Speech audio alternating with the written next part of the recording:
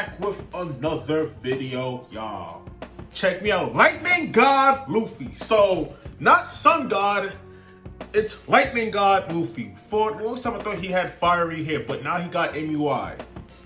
How? How did he do such a thing? And for those who think I hate One Piece, I don't hate One Piece. Just because I don't jump on the hype train and say, hey, he could beat Naruto when he don't have no feats, don't mean I hate the show. That doesn't make sense. You sound stupid. I gotta clear that up, because when I see comments like that, it just makes me think, like, did you just say something stupid and then think that you were right that you said that? Huh? Anyway, welcome to the channel. Thank you for subscribing, hopefully. And if you like the content on the channel, you know, do your boy solid and subscribe. I'm gonna give you guys 4 videos. 4 elite top tier videos, all right? So, what my boy Plot Armor has to say about chapter 1046. I didn't read chapter 1046 yet. I'm still on the part where Luffy put his whole fist inside of Kaido's skull, right? But, you know, I feel like my thing is that Naruto would easily, my personal opinion, would easily beat up Kaido. No difficulty at all. He fought stronger, so it's like, fights Kaido, like, what is this? Come on. Anyway, let's check this out. Having just whirled around like crazy, managed to punch through Kaido's face and drop. All right then, we all saw it. Some people kept trying to tell me that, no, Luffy didn't punch through Kaido's face. I'm like, yes, he did. It shows him putting his whole, it's a hole in his skull. The Yonko on his back, and after doing so, Luffy would proceed to bounce on the rubberized ground beneath himself while he wondered what he should call that last move. Kaido remained on the ground for a moment but would ask Luffy to answer a question of his. He would then clutch onto his own face and ask, but if he's alive, this is some bullshit. Because he's alive. So it's like, you seen him punch through his face, through his skull, bro. So like, what's going on? Luffy who he was, which sort of confused Luffy. He doesn't seem to have any idea about his own relation to Joy Boy. Now, Zunisha, an old friend of Joy Boy's, would speak of how nostalgic the rhythm was, referring of course to the so-called drums of liberation created by Luffy's heartbeat in this form. Zunisha would call out to Joy Boy, however this was not expressed towards Luffy, but rather the original Joy Boy. It would speak of how it was like its old friend had returned and just how exciting it all was. It would speak of how it all felt like the work of fate, and that in recognizing this, it feels that they should place their faith in this boy, Luffy. And from there, Luffy would respond to Kaido's question by letting it be known that he was Monkey D. Luffy, the man who would surpass him and become the king of the pirates. So the same usual declaration. And so beyond the excessive laughter, he is still the very same Luffy we all know and love, which for many fans I'm sure is a big relief of sorts. And from here, Kaido would respond with a similar relief, as he was happy to see that Luffy was still just as loudmouthed as ever. As he smiled, he would inform Luffy that what he was currently experiencing was a Devil Fruit awakening, which was a result of a Devil Fruit user's mind and body getting to the point of being able to truly harness the potential of their fruit. And that Luffy most definitely had quite the ridiculous power indeed, which is the very same word used as Igora said previously. This is the most ridiculous power in the world. Kaido would then speak of all that he had lost in this conflict of theirs, from his men, to his castle, to everything he had built and established in Wano. Yet he imagined the very same could be said for Luffy, which prompted Luffy to angrily proclaim that it was not over just yet, that he would be taking back everything Kaido had stolen no matter what, which prompted Kaido to whirl around his Saikai, which hit Luffy all over, again stretching portions of his body like putty. But he would be quick to snap back into shape and return the favor to Kaido as he rapidly punched him, and did so while rubberizing Kaido's body to allow for the points of impact to abnormally stretch. And all throughout all these attacks, these two just had their conqueror's haki rippling. It is truly so astonishing to see. But suddenly, Luffy began coughing to himself. As it turns out, the fumes created by the burning castle had finally made their way to the roof, as the whole thing was burning down at this point. The issue has been present for a while, but now the flames have spread to truly terrifying levels. Kaido had emphasized the fact that at this rate, thousands of Luffy's allies would be trapped down below and would burn alive. However, Luffy would shrug this off as he had confidence in them. He decided to leave everything down there up to them, and so he had nothing to be concerned about beyond the fulfillment of his end of the deal, which required that he take Kaido down. And he said this as he raced towards the Oni. And to this, Kaido would ready himself, and then, by way of his weapon, send a rippling amount of air that Luffy was able to dodge by stretching himself up in ridiculous fashion as a boulder. Now, everybody and their mom keeps saying Toon Force. No, this is not Toon Force, bro. Toon Force is if he just broke the panel. Then I'm like, all right. Yeah, this is so, yeah, he actually got it. No, this is not Toon Force. I hate when people spam my comment section like, yo, this is Toon Force, Toon Force, Toon Force. No. Right now, like, no, not hating or anything. I'm just keeping it, you know, P. I'm pushing P, feel me? This is not enough. Like, from what I'm seeing, this is not enough. This is certainly not enough. This is not enough. Yeah, this is not enough. Behind them immediately split into.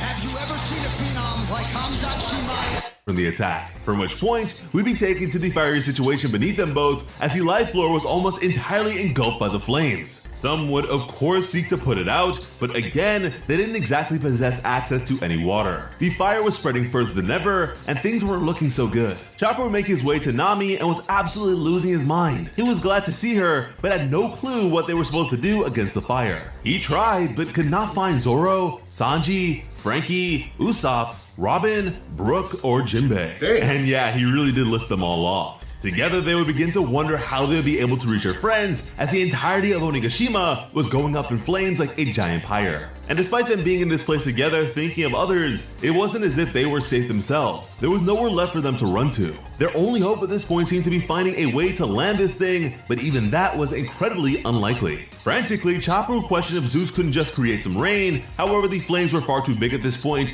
and would just end up consuming him in the process of such an attempt. We would then transition to the basement where things looked to be just as perilous. Lost Crew would then be seen having troubles of their own, as Beppo in particular, as a polar bear mink, struggled immensely in such heat and needed to be carried by his allies. After them would be Brook and Robin.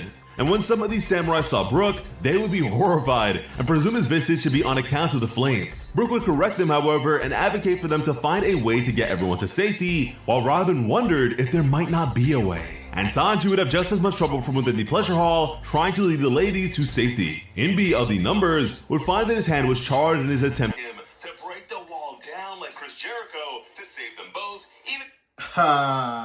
That was cool. I like that little Chris Jericho reference. Okay, somebody watches WWE. It ain't lit no more, but you know. It cost him an arm. As far as he was concerned, there wasn't a point to having such a massive body if you weren't willing to use it, which really just got on Imbi's nerves and started to begin a bit of tension between the two.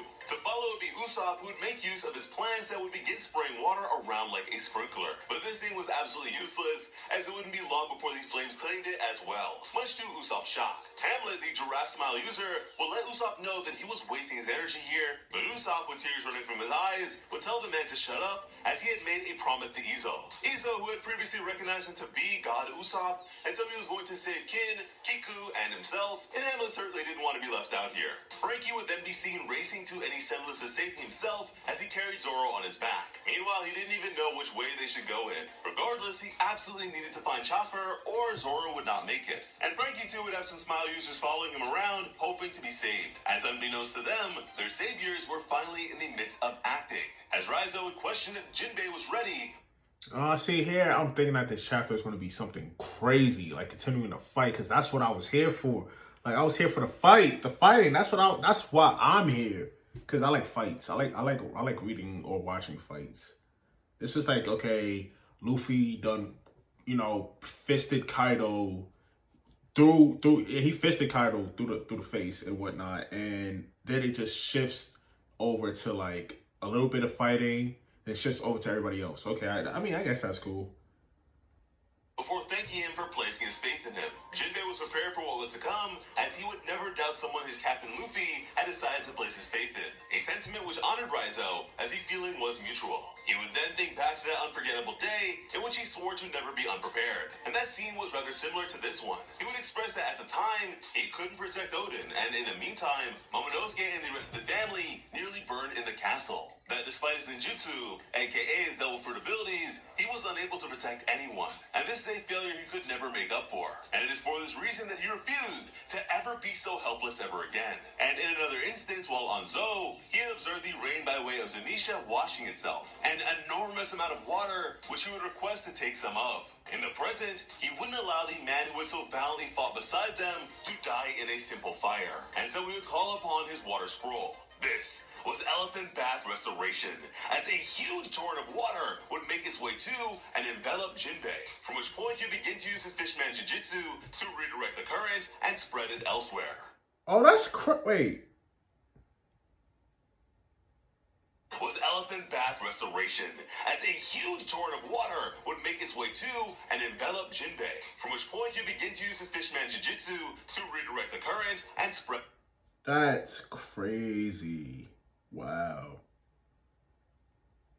Elsewhere. Blackback and some of the other minks would be the first to encounter the water and be utterly shocked by it, as it sprawled out throughout the entirety of the enclosure. They were intent on flooding every floor for the sake of rescuing their comrades. We'd have Killer refusing to be carried around, but those who held on to him would not let him go, despite having nowhere left to run. Although they had felt a whole lot of quaking lately, as they would suddenly be saved by the water as well. And with that out of the way, from there we'd have the necessary tackling of yet another major issue, and that was the replacement of Kaido's clouds for the sake of keeping them aloft, which was only becoming more and more pressing as Kaido seemed to be at his limit. Yamato, now tugging on Momonosuke's draconic whiskers, would express that it was up to him now, as this was really and truly their only option all along. And Momonosuke was certainly not a fan of this revelation, which will be followed by a truly godly moment from Luffy, as approaching Kaido from the storm clouds above, he was wielding a bolt of lightning in his hand and was ready. Wow, lightning God Luffy revealed. Wow. To strike, and Nell is absolutely quaking in his boots. Luffy's devil fruit awakening allows him to rubberize anything and everything. For as wacky and ridiculous as Luffy's gear 5th may be, it is not as if Oda has thrown away all the rules, as some people for whatever reason seem to believe. Oda still very much abides by them despite the extreme cases of exaggeration seen with all this. Now, my boy Plot just finished saying that, he's still in the refines of the rules of One Piece. No Toon Force. He could just rubberize. But like when he does stuff like this, it makes you think like, oh, he popped his eyeballs and whatnot. But he rubberized. That's not really a word, I think. He did that and it made it look like when Luffy hit Kaido that hard and punched him so hard because he rubberized Kaido, it made it look like his hand went through his head. Right? That's what it looks like. But I guess it's because of he made Kaido rubber, so. But he could only do that if he touches you or something like that. But he can't do that for attacks. So he could do that to the ground. I'm not sure if he could do that to water, but he could definitely do that to people and probably trees, probably the ground, but he could do it to the ground, to people. I'm not sure about trees, but I feel like that's likely. He can't do that to fire. He can't do that to lightning either. So energy attacks, he cannot turn that into rubber. Because if he could, then now that's broken. Again, this power is just so faithful to the series that is One Piece. I mean, I am all for serious transformations and the like, but this is One Piece. Yes, there may be very serious story elements to all this, but this is the same series where a secret agent makes noodles with his nose. The same series where a bazooka ate a devil fruit and became a dog. So yeah, let's keep our expectations as reasonable as possible, shall we? Thank you. Luffy has been able to run on the air by rubberizing it, and now has rubberized a lightning bolt for these. Did he rubberize a lightning bolt? It just looks like regular lightning. Because if he rubberized it, it wouldn't really hurt. Because it's rubber. I don't think, so if that's the case, Kaido's not really taking damage. He's not even hurt. It don't look like he's even hurt because he's rubber. So, if you hit him, that's the thing. Okay, so I got a question. If he makes things into rubber, right? Like, and he turned Kaido into rubber, and then he proceeds to hit Kaido, and they're both rubber at that point. How's he damaging Kaido? Because Kaido's made out of rubber now. He basically switched his properties into rubber. So like, if he did that, how is he gonna hurt him? Cause like that attack, I'm thinking that it was gonna put him down. No, he's still alive. He basically stretched out his eyeballs, and that didn't, mess with his eyes at all. His eyes are fine. So I feel like turning stuff into rubber is a good thing and a bad thing, because now it's like, how do you beat your opponent if you turn them into the same type of material that you are? You can't necessarily hurt them at all, because now they could actually tank your attacks because they made out of rubber too. For the time being, I think. That's how I see it. You can let me know if you agree or disagree. Of holding it, which he certainly can, as he himself does not conduct electricity. He is rubber. So he didn't rubberize lightning. It's just that it's because he's rubber, he doesn't conduct electricity. So he's fine on that. But if Kaido is, rubber for right now, every time Luffy touches him, it's like, okay, so how you gonna hurt him? Because he's rubber, right? Like, he expanded inside of Kaido's body. Remember that? So it's like, and that didn't hurt him. So it's like, what can Luffy do to actually put down Kaido? Harmless to him, yet incredibly dangerous for others. And the power of lightning is nothing to scoff at either, as Enel's Logia-based lightning manipulation was revered enough for it to be considered an invincible power. Luffy has a very big smile on his face, and the expression was mutual for Kaido as well. And truly, these smiles are contagious. This is it. We are nearing the finale. Thank you all so much for watching, and have an awesome day. I love you. We all have to do our taxes, but a lot of people tend to have the fear that they might start it and then do it wrong. Just question any. All right, y'all. I'm gonna hit that like button, right? Thank you, Plot Armor, for... Wait, I didn't hit subscribe? That's crazy. Thank you, Plot, for giving me more knowledge on One Piece. There's certain things that I had questions about that I addressed in the video. You guys can comment down below if you guys would like to. It's been your boy, Sue. And, subscribe to the channel, smash the like button, and we're out of here, y'all. Peace.